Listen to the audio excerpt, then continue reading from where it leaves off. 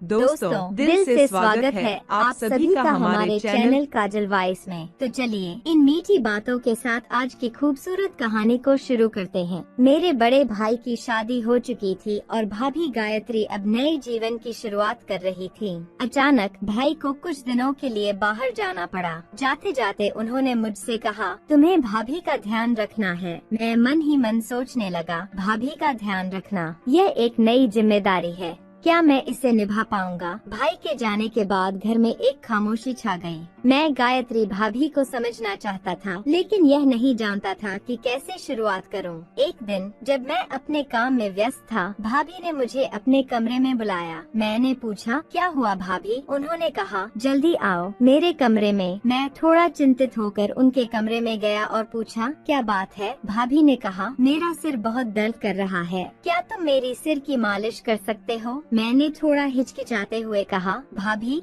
ये मैं नहीं कर पाऊंगा। लेकिन भाभी ने कहा, तुम्हें यह करना ही पड़ेगा। उनकी आवाज में एक मजबूरी थी। मुझे लगा कि शायद वह सच में बहुत परेशान है, इसलिए मैंने उनकी मदद करने का निर्णय लिया। मैंने भाभी के सिर की मालिश करना शुरू किया। जैसे ही मैंने उनके बालों में हाथ फेरा, उन्होंने कहा, अब तुम मेरी पीठ पर तेल लगाकर मालिश कर दो। मैंने जैसे ही सुना, मेरा दिल तेजी से धड़कने लगा। मैं थोड़ा असहज महसूस कर रहा था, लेकिन उनके कहने पर मैंने धीरे धीरे तेल उठाया और उनकी पीठ पर लगाने लगा। जैसे जैसे मैं उनकी पीठ पर तेल मल रहा था, मेरा मन विचलित होने लगा। भाभी के शरीर से अजीब सी आवाजें आ रही थी, जिससे मैं और भी असहज हो गया। धीरे धीरे मेरे धैर्य की सीमा खत्म होने लगी और फिर मेरी उम्र उस समय 25 साल थी और मैं घर पर ही रहता था। मेरे भाई ने इसलिए शादी की थी ताकि मैं अकेलापन महसूस न करूं। भाभी का नाम गायत्री था और मैं उन्हें अक्सर गायत्री ही कहता था। वह अक्सर उदास दिखती थी और कई बार मैंने उन्हें छुपकर रोते हुए देखा था। मुझे लगता था कि वह मेरे भाई को याद कर रही होंगी। रात होते ही गायत्री भाभी अपने कमरे में बंद हो जाती और उनके कमरे से रोने की आवाजें आने लगती। मेरे भाई की शादी के एक हफ्ते बाद ही वह विदेश चले गए थे। एक नई दुल्हन के लिए अपने पति के बिना रहना वाकई मुश्किल होता है, लेकिन मेरे भाई ने तो शादी सिर्फ मेरे लिए की थी। वह जानते थे कि मैं घर में अकेला रहता था और घर की जिम्मेदारियों को संभालने के लिए एक महिला का होना जरूरी था, इसलिए उन्होंने भाभी को मेरे हवाले छोड़ दिया था। गायत्री भाभी बिल्कुल अकेली थी। उनकी उम्र 28 साल थी और वह एक खूबसूरत और जवान महिला थी।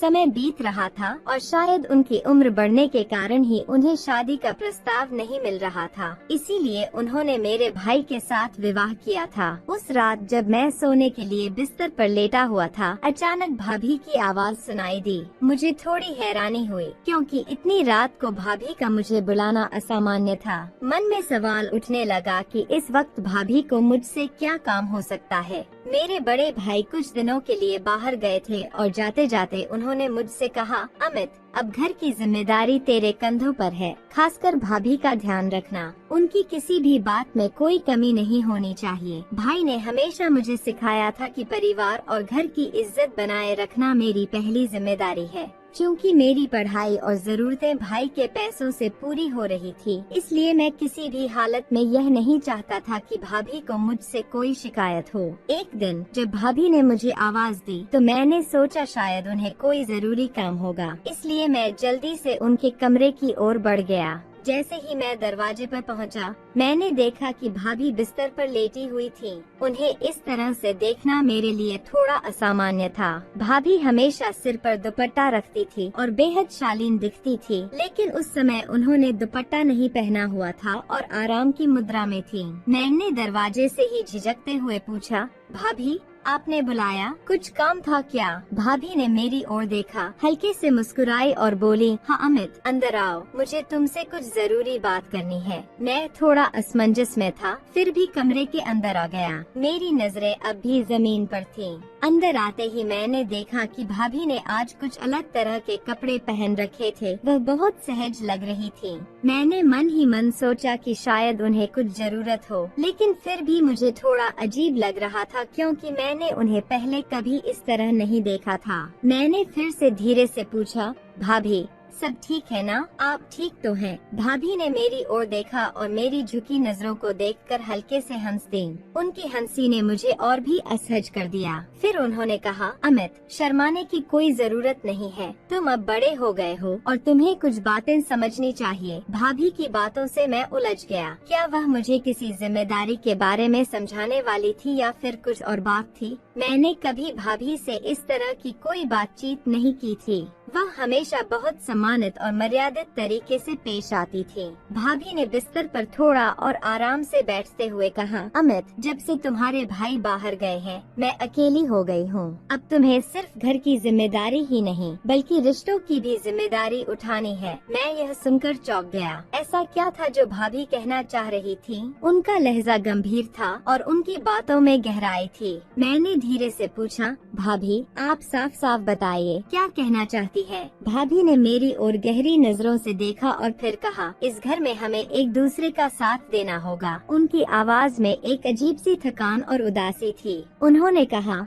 मेरा पति तो विदेश में है, लेकिन तुम हमेशा यहाँ रहते हो और मेरा ध्यान रखते हो। इसलिए मैंने तुम्हें बुलाया क्योंकि मुश्किल वक्त में तुम्हारा साथ चाहिए। मैं भौचक्का रह गया। भाभी की आंखों में उदासी और चेहरे पर दर्द के भाव थे। फिर वह बोली, अमित, मेरे सिर में बहुत दर्द हो रहा है, क्या तुम मेरी मसाज कर दोगे? तुम्हारे भाई ने बताया था कि तुम बहुत अच्छी मसाज करते हो और उनके सिर का दर्द कुछ ही मिनटों में ठीक हो जाता है। एक दिन मैं अपने कमरे में बैठा था, तभी भाभी ने मुझे आवाज दी। मैं उनके पास पहुंचा तो उन्होंने मुझसे कहा, अमित, तुम्हारे भाई को तुमसे सिर की मसाज करवाना बहुत पसंद था। तुमने उसे हमेशा राहत दी थी। क्या तुम मेरे सिर की भी मसाज कर सकते हो? यह सुनकर मैं थोड़ा हिचकिचाया क्योंकि वह मेरी भाभी थी और मैं कभी किसी औरत को इस तरह छूने के बारे में नहीं सोच सकता था। भाई की पत्नी होते हुए भी उन्होंने यह अनुरोध किया और मैं उलझन में पड़ गया। मुझे समझ नहीं आ रहा था कि क्या करूं, पर भाभी की आंखों में दर्द और थकान साफ दिख रही थी। मुझे ऐसा महसूस हुआ कि वह किसी गहरी तकलीफ में है। भाभी ने ड्रेसिंग टेबल पर रखी तेल की शीशी उठाई और मेरी ओर बढ़ाते हुए कहा, यह तेल ले लो, सिर की मसाज कर दो, बहुत अच्छा लगेगा। उनकी आंखों में हल्की नमी दिख रही थी और उनके चेहरे पर थकावट साफ झलक रही थी। मेरे पास उन्हें मना करने की हिम्मत नहीं थी, इसलिए मैंने तेल लिया और उनके सिर की मसाज शुरू कर दी। जैसे जैसे मैंने मसाज करनी शुरू की, भाभी धीरे धीरे शांत होती गयी। उनके चेहरे पर आराम का भाव आ रहा था और कमरे में सिर्फ मेरी उंगलियों की हल्की गति और उनके सांसों की आवाज गूंज रही थी। भाभी ने अपनी आंखें बंद कर ली और एक गहरी सांस ली, जिससे यह साफ हो गया कि वह बहुत थकी हुई थी। कुछ देर बाद भाभी ने अपनी आंखें खोली और मुस्कुराते हुए कहा, अमित, तुमने बहुत अच्छी मसाज की, अब मुझे बहुत आराम मिल रहा है। तुम्हारे भाई सही कहते थे, तुम्हारे हाथों में जादू है। यह सुनकर मैं थोड़ा शर्मिंदा हुआ, लेकिन फिर भी मसाज जारी रखी। कुछ समय बाद भाभी शायद सो गई थी क्योंकि उनकी ओर से कोई आवाज नहीं आ रही थी। मैंने मसाज खत्म की और अपने कमरे में चला आया। यह पहली बार था जब मैंने किसी औरत की मसाज की थी और यह अनुभव मेरे मन में कई सवाल छोड़ गया। अगली सुबह भाभी पूरी तरह से दुपट्टा लिए हुए मेरे लिए नाश्ता बना रही थी। मैंने रोटी ली और वह मुझसे कहने लगी, अमित, तुमने मेरे सिर का दर्द खत्म कर दिया है। मैं तुम्हारा धन्यवाद करना चाहती हूँ। उनकी बात सुनकर मुझे कुछ अजीब महसूस हुआ और मैंने जवाब दिया, आप सारा दिन घर का काम करती हैं, इसलिए थक जाती हैं। मैं आपकी मदद कर सकता हूँ या फिर आप कोई नौकर रख लें। भाभी ने जवाब में कहा, मेरी थकावट तब तक नहीं मिटेगी जब तक तुम्हारा भाई वापस नहीं आता। यह सुनकर मैं थोड़ी देर चुप रहा क्योंकि उनके शब्दों का अर्थ मेरी समझ में नहीं आया। फिर वह रसोई में चली गयी और मैं काम पर निकल गया। दिन भर मेरे दिमाग में भाभी की बातें घूमती रहीं। दोपहर को जब मैं घर लौटा, मेरी बहन भी घर आई हुई थी। मैंने सोचा कि शायद अब सही वक्त है कि मैं भाभी की मसाज वाली बात किसी को बता दूं, लेकिन फिर मन में दुविधा बनी रही। मैं अपने घर में था और कुछ देर बाद मेरी बहन अपने पति के आने की बात कहकर चली गई। मैं उससे कोई जरूरी बात करना चाहता था, पर मौका नहीं मिल पाया। कुछ देर आराम करने के बाद जब मैं कमरे से बाहर निकला तो देखा भाभी कपड़े धो रही थी। मुझे शर्मिंदगी हुई क्योंकि वे कपड़े मेरे थे और मेरी वजह से उन्हें इतनी मेहनत करनी पड़ रही थी। मैंने तुरंत उनकी मदद के लिए आवाज दी। भाभी पसीने से तर थी तो मैंने बाल्टी उठाई और छत पर कपड़े सुखाने चला गया। साथ में भाभी ने भी मदद की, लेकिन वह कुछ अजीब तरीके से चल रही थी, जैसे उसे बहुत तकलीफ हो रही हो। मैंने उससे कहा कि अगर उसे दर्द हो रहा है तो मैं डॉक्टर के पास ले जा सकता हूँ। भाभी ने उदासी भरी मुस्कान के साथ कहा, यह मेरी गलतियों का नतीजा है। मैं उसकी बात सुनकर हैरान रह गया। उसने कहा, तू फिक्र मत कर, मैं जल्दी ठीक हो जाऊंगी, और अपने कमरे में चली गई। उसकी बातें पिछले कुछ दिनों से मेरे समझ से बाहर थीं। मुझे लगने लगा था कि वह कुछ छिपा रही है। शाम ढल गई और मुझे चाय पीने का मन हुआ। मैं भाभी के कमरे में जाकर उसे आवाज देने लगा, लेकिन अंदर से उसकी रोने की आवाज आ रही थी। वह किसी से कह रही थी, आज जो मेरी हालत है उसका जिम्मेदार तू है। मैं दरवाजे पर रुक गया। मुझे समझ नहीं आया कि वह किससे बात कर रही थी, लेकिन इतना तय था कि वह मेरा भाई नहीं था। मुझे अब यकीन हो गया कि उसकी तकलीफ की वजह कुछ और थी। मैंने बिना सोचे समझे अपने भाई को फोन किया और उसे सब कुछ बता दिया। मैंने उसे कहा कि उसकी पत्नी कुछ अजीब हरकतें कर रही है और उसे तुम्हारी याद आ रही है, इसलिए जल्दी आ जाओ। भाई ने कुछ बातें करके फोन काट दिया। रात को भाभी ने मुझे अपने कमरे में बुलाया। वह बिस्तर पर लेटी थी और सिर की मालिश करने के लिए कह रही थी। मैं चुपचाप तेल की शीशी उठाकर आया और उसके सिर की मालिश करने लगा। मुझे अजीब लग रहा था कि वह मुझसे ऐसा क्यों करवा रही है। अगली सुबह मैंने सोचा कि कॉलेज से जल्दी वापस आकर देखूं कि घर में क्या चल रहा है, लेकिन जब मैं वापस आया तो घर सुनसान था। कुछ देर बाद भाभी पसीने से भीगी हुई घर आई। मैंने उससे पूछा कि वह कहाँ गई थी, पर उसने सिर्फ घर के कामों का जिक्र किया, बाहर जाने की बात नहीं बताई। अब मुझे यकीन हो गया था कि वह कुछ छिपा रही है।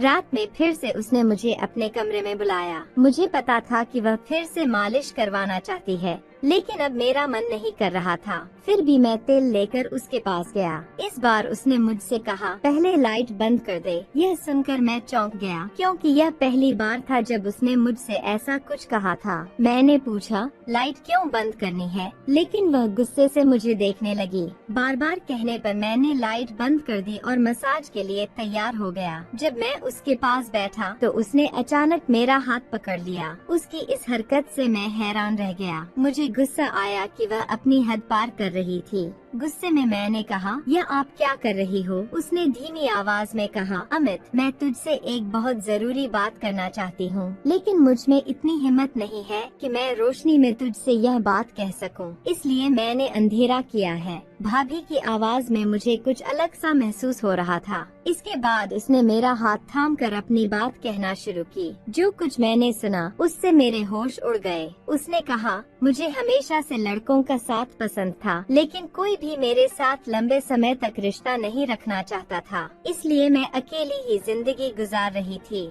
फिर मेरी जिंदगी में एक शख्स आया जिसने मुझे प्यार और सपने दिखाए। जब भी उसे पैसे चाहिए होते मैं उसे दे देती थी, लेकिन जब मैंने शादी की बात की तो उसने मना कर दिया, क्योंकि अब मैं बड़ी हो चुकी थी और वह किसी और को चाहता था। उसने मुझसे दूरी बना ली क्योंकि उसने मेरी मदद से अपना छोटा मोटा कारोबार शुरू कर लिया था। अब उसके पास सब कुछ था और उसे मेरी जरूरत नहीं थी। वह रुकी, फिर बोली, उसके जाने के बाद मैं टूट गई। दो नौकरियों के चलते मैं बहुत थक गई थी। कमर और सिर का दर्द मेरे जीवन का हिस्सा बन गया था। जब तुम्हारे भाई से शादी की बात चली, मेरे माँ बाप ने मुझे मजबूर कर दिया और मेरी शादी तुम्हारे भाई से हो गई। लेकिन इस रिश्ते में कभी कोई प्यार नहीं था। मैं हमेशा पछताती रही कि मैंने अपनी जिंदगी किसके लिए बर्बाद की, जो कभी मेरा था ही नहीं। वह बोली, और फिर सबसे बड़ा झटका तब लगा जब मुझे पता चला कि तुम्हारा भाई विदेश में दूसरी शादी कर चुका है।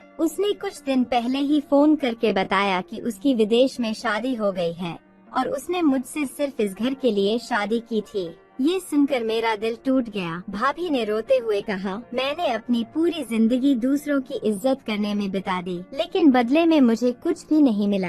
एक दिन छत पर कपड़े धोते हुए मैं गिर गई, जिससे मेरी कमर में चोट आ गई। मजबूरी में मुझे तुमसे मसाज करवानी पड़ी और हर बार मुझे शर्म आती थी कि मैं तुमसे यह करवाती हूँ। उसने गहरी सांस ली और कहा, कल मैं अपने घर गई थी और अपनी माँ को तुम्हारे भाई की दूसरी शादी के बारे में बताया। उसने मुझसे कहा कि अब मैं कब तक इस तरह की जिंदगी जीती रहूंगी। यह सुनकर मैं टूट गई और वापस इस घर में लौट आई। आज मैं तुम्हें सब कुछ इसलिए बता रही हूँ क्योंकि मैं जानती थी कि एक न एक दिन तुम्हें यह सच पता चलने वाला है। तुम्हारा भाई अब कभी वापस नहीं आएगा और मुझे अपनी जिंदगी अब इसी तरह काटनी पड़ेगी। उसकी बात सुनकर मैं सन्न रह गया। मुझे समझ नहीं आया कि मैं क्या कहूँ। भाभी यह कहते हुए रोने लगी कि शुक्र है उन्होंने कमरे की लाइट बंद कर दी थी। मुझे बहुत अफसोस हुआ कि मेरे भाई ने उनके साथ कितना बुरा किया। पहले से ही उनके साथ बहुत अन्याय हो चुका था और अब उसने भी उन्हें छोड़ दिया था। लेकिन कहीं न कहीं इसमें हम भाई बहनों की भी गलती थी। हमने कभी उन्हें वापस आने का मौका नहीं दिया। उनकी उम्र भी बढ़ती जा रही थी और कब तक वह अकेली रहेंगी। फिर उन्होंने किसी दूसरी औरत से शादी कर ली। काफी देर तक सन्नाटा रहा। फिर भाभी ने कहा, मैं अपनी पूरी जिंदगी इस घर में चुपचाप बिता दूंगी। मैं तुम्हारा भी ध्यान रखूंगी और इस घर का भी ख्याल रखूंगी। बस तुम मुझे इस घर से जाने मत देना। तुम्हारा भाई अब कभी वापस नहीं आएगा और मैं भी यहीं रहूंगी। मुझे डर है कि एक दिन तुम मुझे इस घर से निकाल दोगे। मैंने भाभी से कहा, ऐसा कभी नहीं होगा। मैं तुम्हें कहीं जाने नहीं दूंगा। तुम इस घर को जिस तरह से संभालती हो ऐसा कोई और नहीं कर सकता। लेकिन तुम क्यों अकेली जिंदगी काटना चाहती हो? मेरे भाई से तलाक लेकर मुझसे शादी कर लो। भाभी मेरी बात सुनकर हैरान रह गई। मैंने उठकर कमरे की लाइट जलाई और कहा, खुशियों पर तुम्हारा भी हक है। मेरी पढ़ाई पूरी होने वाली है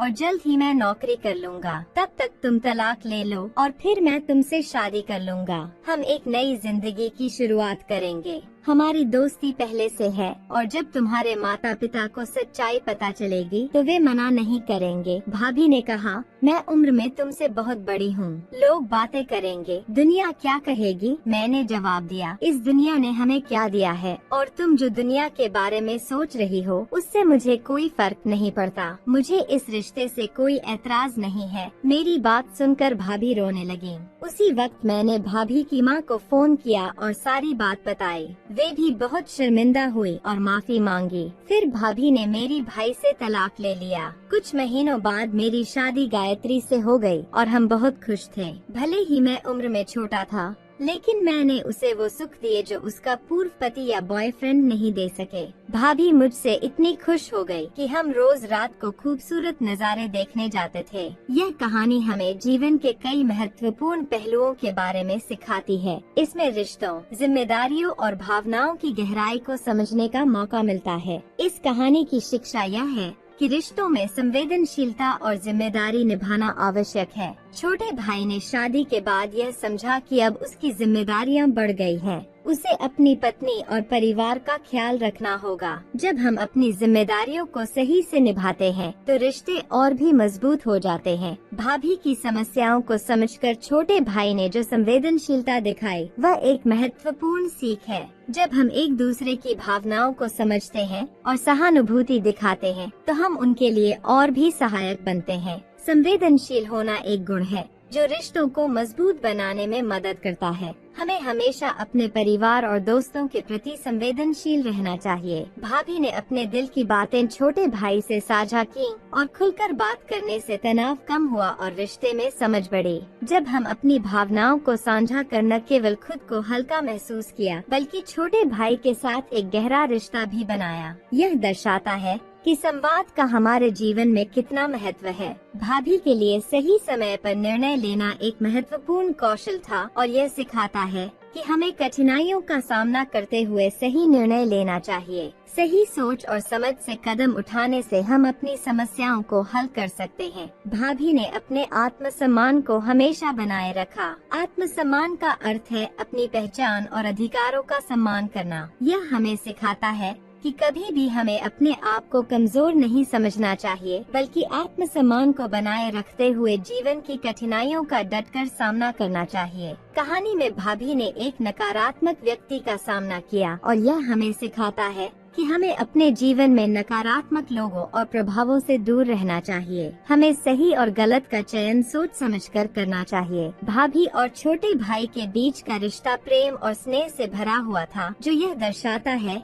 कि प्रेम और समर्थन से भरे रिश्ते जीवन को खुशनुमा और संतुलित बनाते हैं। भाभी ने समाज के बंधनों को चुनौती दी, जिससे यह स्पष्ट होता है कि कभी कभी हमें अपने सपनों और खुशियों के लिए समाज की अपेक्षाओं को नजरअंदाज करने का साहस करना चाहिए। अपने सपनों के पीछे दौड़ने का साहस ही हमें जीवन में आगे बढ़ने की प्रेरणा देता है। भाभी और छोटे भाई के बीच सहयोग और समझौता की भावना भी देखने को मिली। जब हम एक दूसरे की मदद करते हैं तो समस्याएं हल करना आसान हो जाता है। इस रिश्ते में सहयोग का महत्व स्पष्ट रूप से दिखता है। रिश्तों में सहयोग और समर्थन से हम जीवन की कठिनाइयों को सहजता से पार कर सकते हैं। कहानी में भाभी ने अपनी आवाज उठाई और अपने अधिकारों के लिए खड़ी हुई। इससे यह सीखने को मिलता है कि हमें अपने अधिकारों के लिए हमेशा आवाज उठानी चाहिए और उन्हें प्राप्त करने में कभी संकोच नहीं करना चाहिए। अपने अधिकारों का सम्मान करना हमारी जिम्मेदारी है।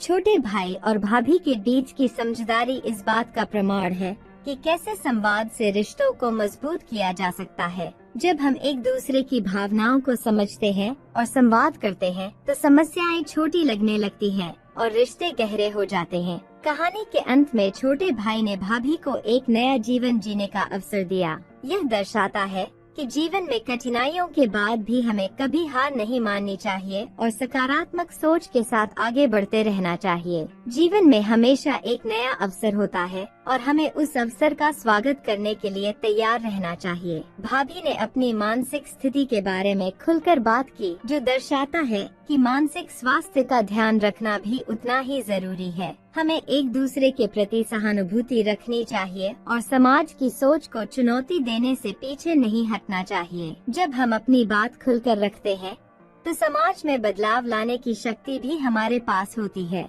हमें चाहिए कि हम अपनी भावनाओं को व्यक्त करना चाहिए और दूसरों की भावनाओं को भी समझना चाहिए। मानसिक स्वास्थ्य को प्राथमिकता देने से हम एक अधिक खुशहाल जीवन जी सकते हैं। कहानी का अंत सकारात्मकता के साथ होता है जब छोटे भाई और भाभी ने एक नई शुरुआत की। यह हमें यह सिखाता है कि जीवन में कठिनाइयों के बावजूद हमेशा एक नया आरंभ संभव है।